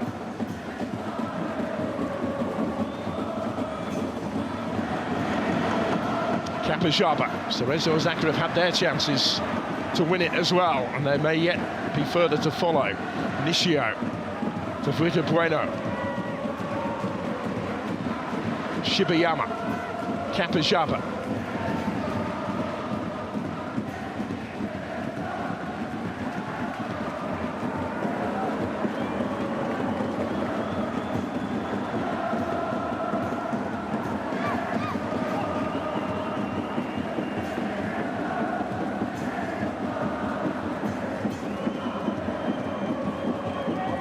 That disallowed goal, Frontale yet to have an effort on target in this second half. Can they summon something in stoppage time and change that? Switching the play neatly. Kobayashi was the target in the middle.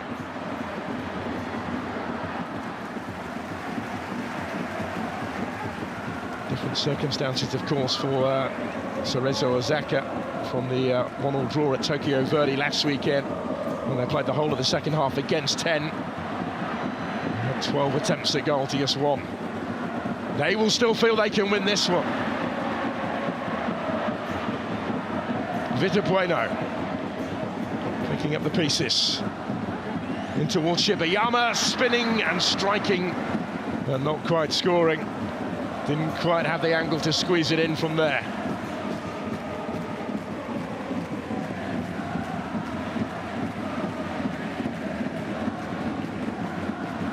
That ball though, and it was effectively kept in play to keep the danger alive. Cut back for Shibayama, but Jung had it covered. Jose Ricardo, followed by Yenaga, taking it in turns to attack.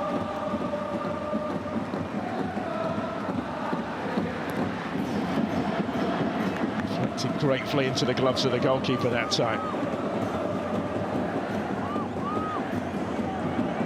The argument may be that neither have quite done enough to deserve all 3 points.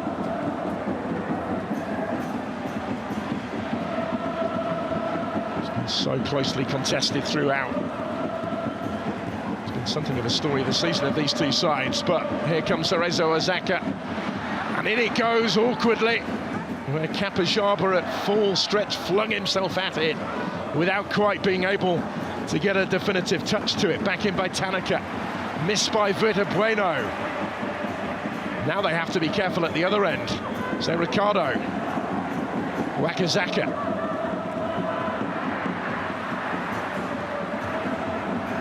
Didn't quite reach its intended target, who was Yuko Bayashi. In space now for Kapajaba, and Cerezo Osaka support either side. Shibayama couldn't get his shot away.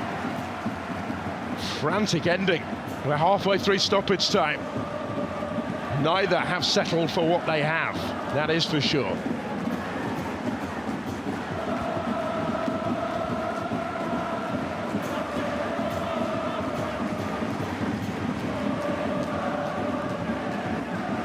Shibayama will take the throw. He would have hoped that that move might have yielded so much more.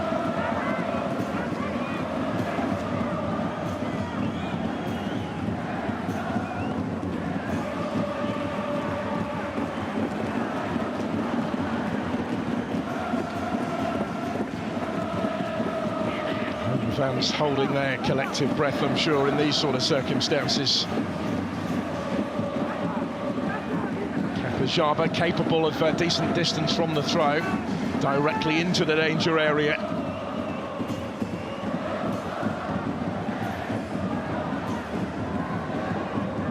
Everyone has stayed forward in pink. The presence not utilised really by what followed.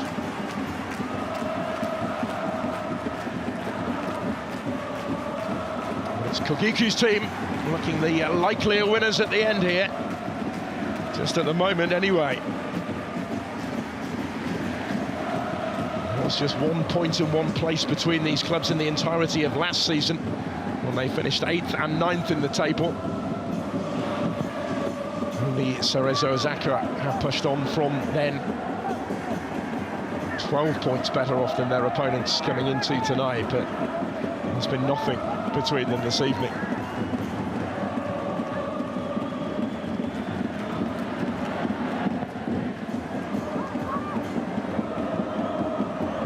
Shibayama will give chase. Takai kept his composure.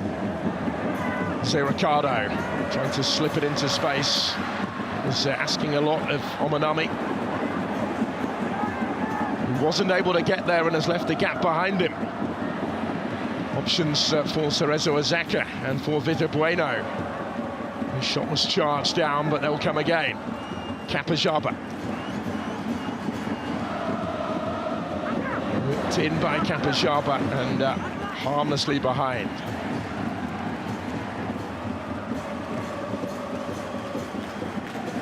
And there was a stoppage time winner in this fixture for Cerezo Osaka a couple of years ago. 2nd of July of 2022, and Jean-Patrick won it 2 minutes beyond the 90. Part of the sequence of 7 games between the clubs in all competitions without defeat for the Sakura. Is that about to become 8? Will potentially be the more pleased with the point, but they haven't got it yet. Wakazaka.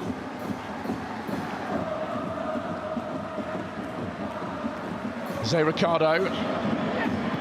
Clearances by Nishio. Anywhere will do, tight clearance, but it could come back at them yet. Ricardo helping it on. Sagawa was the initial target in the middle. Didn't reach him. Ricardo stayed down here. That might just prolong proceedings beyond the 8 additional minutes.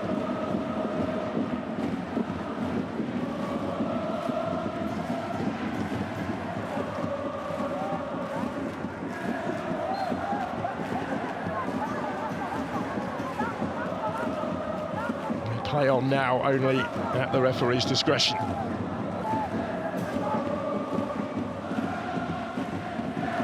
Kapajaba to give chase, to give everything to try and reach it.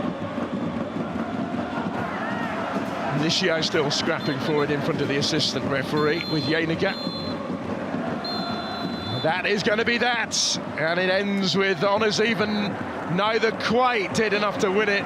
It's a familiar, frustrating feeling, isn't it, for Toru Aniki and his team, who draw for the 5th league game in succession.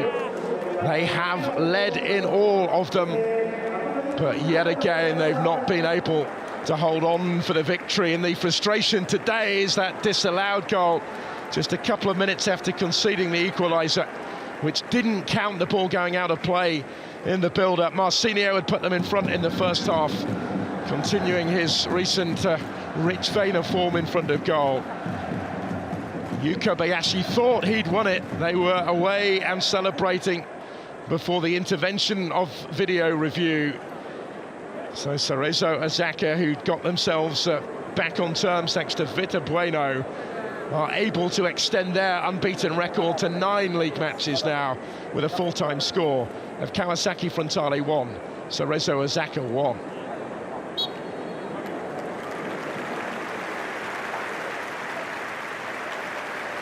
Plenty to ponder for the home side. It's happened again. Once more, Marcinho score it in 4 of those 5 draws, had put them in front. That was only the start of the story. What followed was compelling and eventful. Plenty to talk about afterwards as well, plenty to discuss. The major talking point, the disallowed goal. Conversation between the coaches continuing as they begin to dissect already what they've seen. Neither entirely satisfied, judging by their reaction at the conclusion, with what they've earned today, but neither really deserving of defeat, given what they have contributed to the contest. But in the circumstances of their season, it's not really enough for either. Cerezo Osaka needing to turn draws into wins to move up towards the top of the table and suggest that they could yet make a tilt for the title. Games like these are opportunities missed in that respect. And likewise for Frontale, draws not enough to edge clear of relegation danger. Who thought at this stage of the season we would be talking in those terms about this club, given the quality that they possess and that we have seen on occasion tonight as well, in what was a really entertaining affair.